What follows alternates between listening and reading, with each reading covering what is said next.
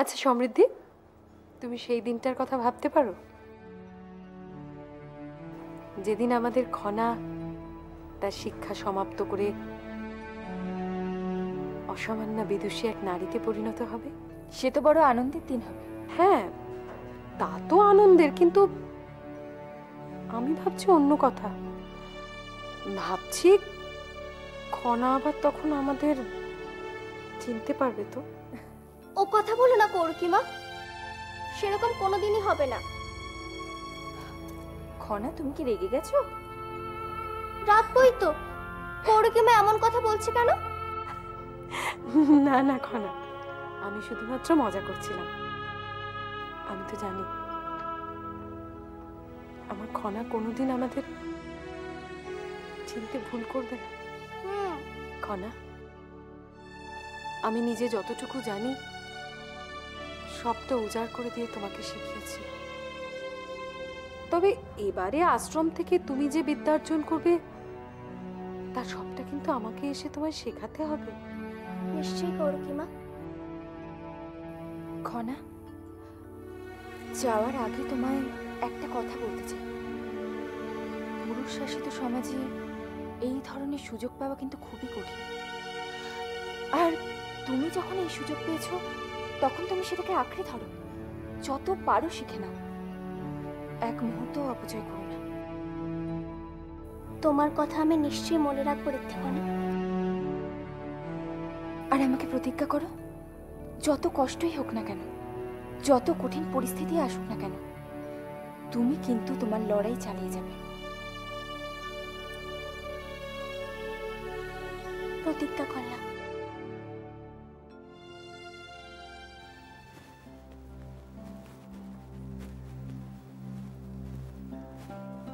রাজিমা, এনেছো?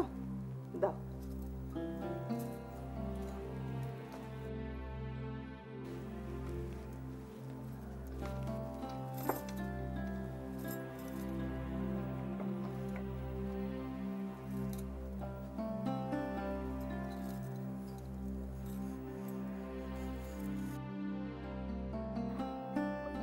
রাজিমা, আপনি এ কি করছেন? প্রদীপটা কি ভালো করে পরিষ্কার করা হয়নি? দাসী? না না, ভালোভাবেই পরিষ্কার হয়েছে। দাসী কাজে ফাঁকি দেয়। তাহলে আপনি কেন মুছছেন? মুছছি না, যত্ন করছি। এই প্রদীপগুলো ছুঁয়ে পুরনো স্মৃতিগুলো মনে করার চেষ্টা করছি। সেই কত বছর আগে বধূ হয়ে এই পরিবারে এসেছিলাম। এই প্রদীপের আলোয় শাশুড়ি মা আমার মুখ দেখেছিলেন। আমার বেলাতেও কিন্তু আপনি এমনটাই করেছিলেন। এই বংশের বধূরা এই প্রদীপকে সৌভাগ্যের প্রতীক মনে করেন। বংশ পরম্পরায় এই বংশের বধূরা মনে করে যে কোনো শুভ কাজের সূচনা এই প্রদীপ জ্বালিয়ে হয়, বা এই প্রদীপের আশিসে শুভ হয়। সিংহলে আজ নতুন ইতিহাসের সূচনা হতে চলেছে ঐশিকা। সিংহলের নাগরিকদের মধ্যে খনাই প্রথম নারী যে বিদ্যার্জনের জন্য আশ্রম যাত্রা করছে। সিংহলের নারীদের মধ্যে এক নতুন দিগন্ত খুলে গেছে। তাই তাই আমরা সকলেই চাই এই প্রদীপ জ্বালিয়ে খনা এই নবদিগন্তের সূচনা করুক। সত্যি, দেখতে দেখতে আমাদের এই ছোট্ট খনা কত বড় হয়ে গেল, তাই না রাজিমা? জানেন রাজিমা, এখনো মনে হয় এই তো সেদিনের কথা। খনা সেদিন জন্মালো। কন্যা সন্তান জন্ম দিয়েছিলাম বলে আমি একটু হতাশই হয়ে পড়েছিলাম, কিন্তু এখন শুধু আমি নই, সিংহলের সমস্ত নারীরা গর্ব করে বলে খনা আমাদের মেয়ে। কেন বলবে না ঐশিকা? শুধু সন্তানের জন্ম দেওয়া আর প্রতিপালন করা ছাড়া সিংহলের নারীদের তো আর কোনো অস্তিত্ব ছিল না, কোনো গুরুত্ব ছিল? শিক্ষা মানুষকে সমৃদ্ধ করে, শিক্ষা মানুষের স্বকীয়তা তৈরি করে, তার অস্তিত্ব তৈরি করে। নারী বিদ্যা ধারণে অক্ষম, নারী শিক্ষার অযোগ্য, এই ঐতিহাসিক ভুল আজ খনা ভাঙতে চলেছে ঐশিকা। নারী সত্তাকে শৃঙ্খল মুক্ত করতে চলেছে। সবাই তোর জয় জয়কার করবেই। আপনি ঠিকই বলেছেন রাজিমা, কিন্তু একটা অজানা আশঙ্কায় আমার মনটা ভয় কাঁটা হয়ে আছে। খনার এই বিদ্যা অর্জনকে কিছু কিছু পণ্ডিতরা অশুভ বলে আখ্যা দিয়েছেন। পুরুষ শাসিত সমাজ আমাদের, তাই অনেকেই এই ব্যাপারটাকে একেবারেই ভালো চোখে দেখছেন না। আমার ভয় হচ্ছে যদি খনার কেউ কোনো ক্ষতি করে। না না মা, মাগো মাগো, তুমি আমার খনার পাশে থেকো মা।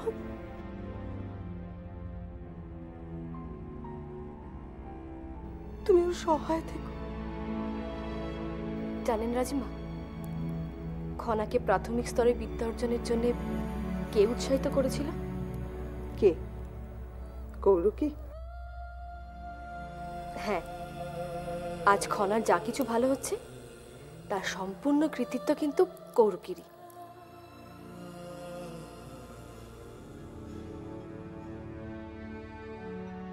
রাজিমার জয় হোক। রাজিমা, প্রদীপের জন্য সলতে এনেছি। এনেছো? বাহ,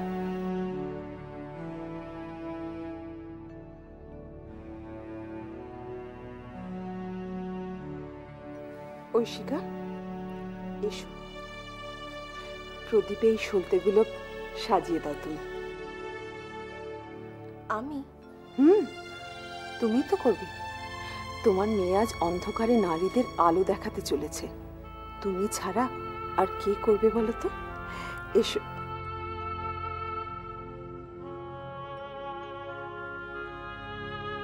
খনা,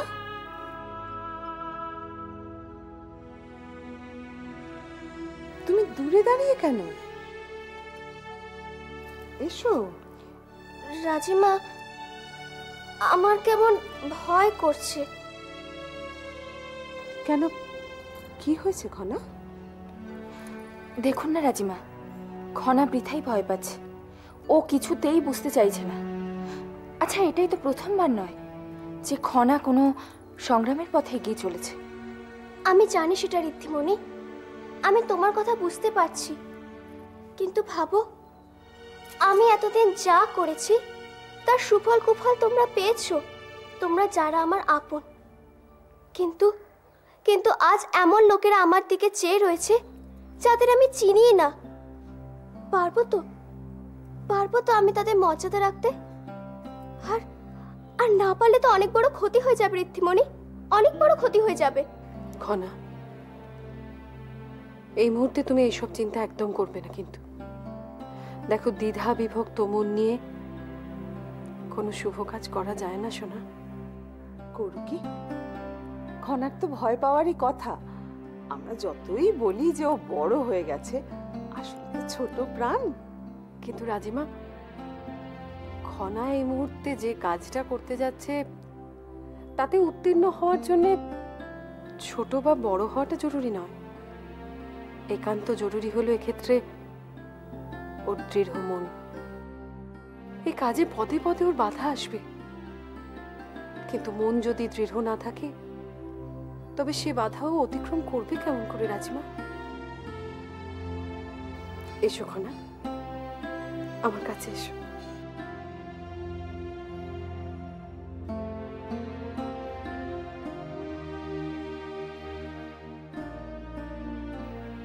মায়ের সামনে তুমি প্রতিজ্ঞা করো খনা,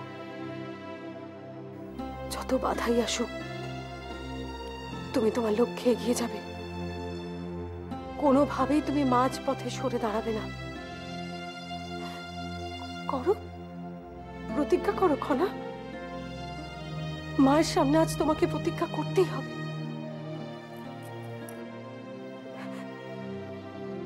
কি করছো খনা? দেবী মায়ের সামনে এরকম? আমার জন্য তুমি দেবী, তুমি মা কৌরুকি মা। তোমার পা ছুঁয়ে আমি কথা দিচ্ছি, বিদ্যার আর এক নাম হবে খনা।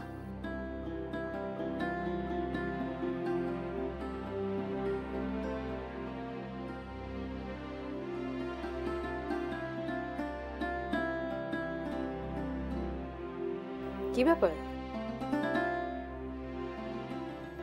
তোমরা সমস্ত কাজকর্ম ফেলে এরকম হাঁ করে তাকিয়ে কি দেখছো? মেয়েকে চোখের জলে বিদায় জানানোর পর্ব চলছে। তা কৌরকির কাছে গিয়ে কান্নাকাটি কেন করছো খনা? কাঁদতে হলে মায়ের কাছে কাঁদো। আর তাছাড়া কান্নাকাটির আছেটাই বা কি? তুমি আশ্রমে যাচ্ছ বিদ্যার্জন করতে, আমাদের সকলের মুখ উজ্জ্বল করতে। খুশি মনে যাও, তাই না রাজিমা? তাই তো। প্রদীপ সাজানো হয়েছে? হ্যাঁ, হয়ে গেছে। ত্রিজটা, একটা ভুল হয়ে গেছে, তোমাকে ধন্যবাদ জানানো হয়নি। একটা কথা সবাইকে বলা হয়নি। তোমরা কি জানো যে প্রদীপ জ্বালিয়ে খনার গুরুগৃহে যাওয়ার বুদ্ধিটা কে দিয়েছে? ত্রিজটা।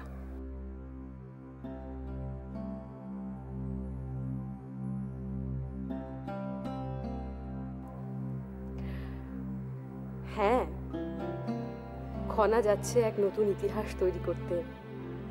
আমাদের বংশের নিয়মানুযায়ী সমস্ত শুভ কাজের সূচনাই তো এই প্রদীপ জ্বালিয়ে হয়। তাই ভাবলাম, আসলে আমাকে তো এতদিন সবাই ভুল বুঝে এসেছে, এখনো বুঝছে, ভবিষ্যতেও বুঝবে। কিন্তু আমি সকলের ভালোই চাই, যে এসেছি ভবিষ্যতেও চাই। আমিও গর্বিত খনার জন্য। ও শিক্ষা লাভ করতে যাচ্ছে, আমাদের সকলের মুখ উজ্জ্বল করবে। ব্যাপার কি? রাজৌদি চিরকাল বেসুরে বেজে এসেছে, আজ হঠাৎ সুরে পাচ্ছেন কেন? তবে কি এর পিছনেও হতে পারে? তার কারণ খনার বিদ্যাচর্চার ক্ষেত্রে উনি সব থেকে বেশি বিরোধিতা করেছিলেন। তাহলে আজ হঠাৎ? না, এর মধ্যে নিশ্চয়ই কোনো চক্রান্ত আছে। সমৃদ্ধি কি কিছু ভাবছো? হ্যাঁ, মানে না, কিছু না তো। না, আমি ভাবলাম যে পিসি হিসেবে খনার ব্যাপারে ত্রিজটার এই উৎসাহ উদ্দীপনা বোধহয় তোমার পছন্দ হচ্ছে না। না না, তা বোধহয় নয়। আসলে খনা তো সমৃদ্ধির সবসময় সঙ্গী, এরপর থেকে ওরা দুজন আলাদা থাকবে, তাই হয়তো সেটা ভেবেই একটু অন্যমনস্ক হয়ে গিয়েছিল, তাই না সমৃদ্ধি? আজ আজ আমার খুব আনন্দ হচ্ছে। সমস্ত ভেদাভেদ ভুলে গিয়ে আমরা একত্রিত হতে পেরেছি শুধুমাত্র খনার জন্যে। খনার পাশে এসে দাঁড়িয়েছি। মহারাজ আসছেন।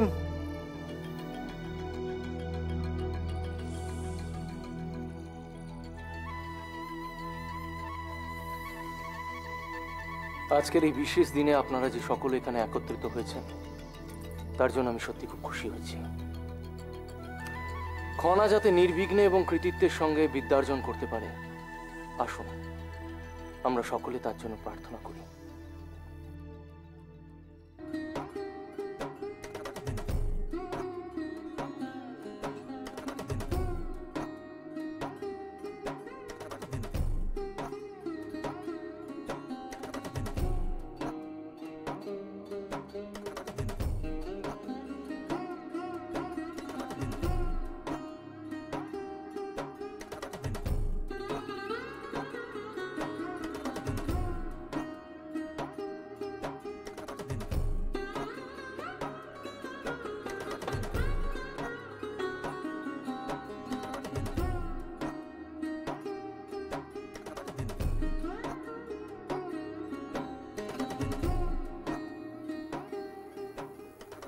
মা, খনাকে শক্তি দাও,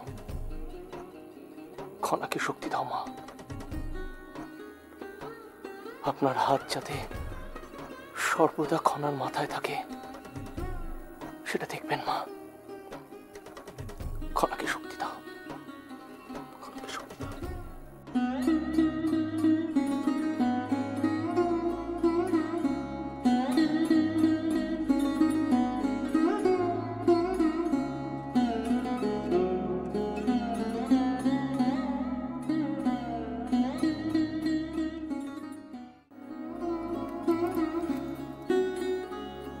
সমৃদ্ধি,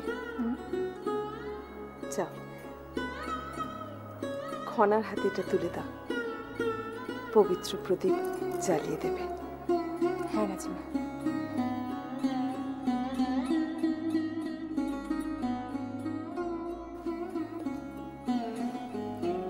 সবার জীবনে এরকম বিশেষ মুহূর্ত আসে না খনা। তুমি সত্যিই সৌভাগ্যবতী। তোমার জীবনের আর সিংহলের ইতিহাসের এরকম বিশেষ মুহূর্তে উপস্থিত থাকতে পেরে আমার সত্যিই নিজেকে ধন্য বলে মনে হচ্ছে। যাও খনা, পবিত্র প্রদীপ জ্বালিয়ে শুভ সময় সূচনা করো। যাও।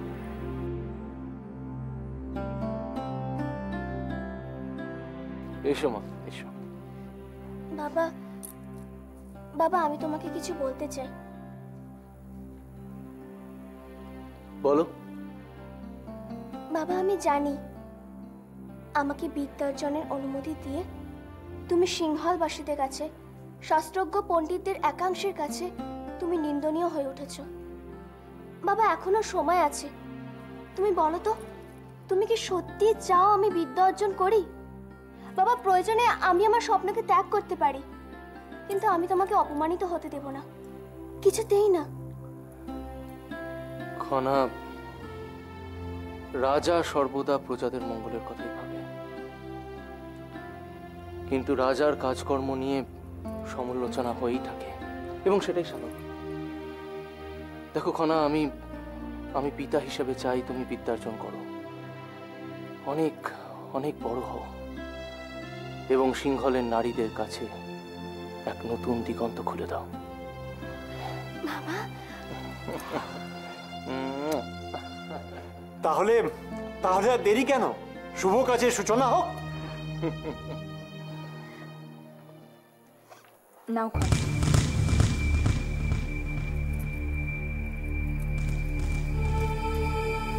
যাও।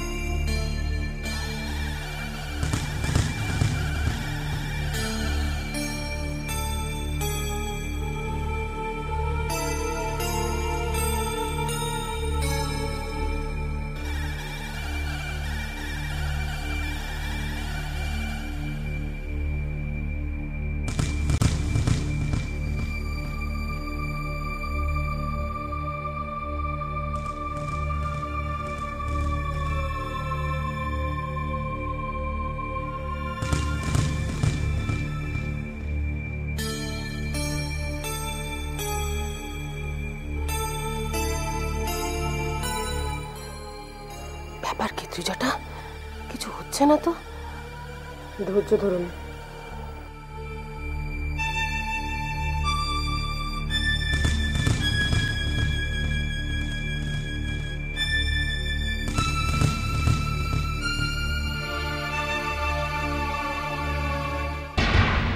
এবারেও কিছু হলো না। তাহলে কি জ্যোতিষবিরি ভুল ছিলেন?